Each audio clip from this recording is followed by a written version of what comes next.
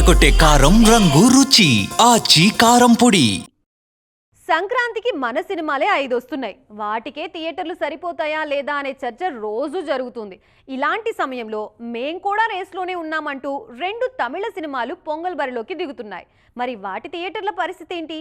అందులో ఒకటి ముందుగానే రేస్ నుంచి తప్పుకుంటుందా? అసలేంటి సిచ్యువేషన్? రాజాసాబ్తో ఈసారి పండగ సీజన్ షురూ కానుంది. జనవరి 8 సాయంత్రం నుంచే పెయిడ్ ప్రీమియర్స్ ప్లాన్ చేస్తున్నారు మేకర్స్. ఇక ఈ సినిమా తర్వాత 12న మనశంకర వరప్రసాద్ గారు, 13న భక్త మహాశైలకు విజ్ఞప్తి, 14న అనగనగా ఒక రాజు, నారీ నారీ నడుమమురారే సినిమాలు రానున్నాయి. వీటికే థియేటర్స్ ఇష్యూస్ చాలా ఉన్నాయి. తెలుగు సినిమాలకే థియేటర్స్ సమస్యలు ఉన్నాయంటే జనవరి 9న నేను ఉన్నానంటూ జననాయకుడితో విజయ్ వస్తున్నారు. ఇది భగవంత్ కేసరి రీమేక్ అంటూ ముందు నుంచి ప్రచారం జరుగుతున్న వేళ ట్రైలర్తో క్లారిటీ వచ్చినట్లయింది.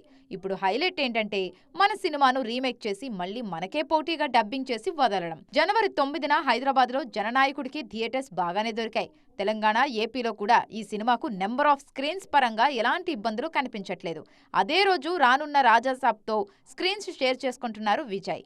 మరోవైపు జనవరి 10న రావాల్సిన పరాశక్తి తెలుగు వర్షన్ మాత్రం ప్రస్తుతానికి హోల్డ్లో ఉన్నట్లు తెలుస్తోంది. పరాశక్తి తెలుగు వర్షన్ ట్రైలర్ ఇంకా రాలేదు. తమిళం వరకు మాత్రం ఇప్పుడు విడుదల చేసి తెలుగులో పండగ తర్వాత తీసుకొచ్చే ప్రయత్నాలు జరుగుతున్నాయి. ఒకవేళ పరాశక్తి రాకపోతే పండక్కి ఓ సినిమా తగ్గినట్లే. ఈ గ్యాప్ రాజాసాబ్కు హెల్ప్ అవుతుంది. మొత్తానికి ఈసారి థియేటర్స్ విషయంలో డబ్బింగ్ సినిమాలు కూడా కీలకంగా మారాయి.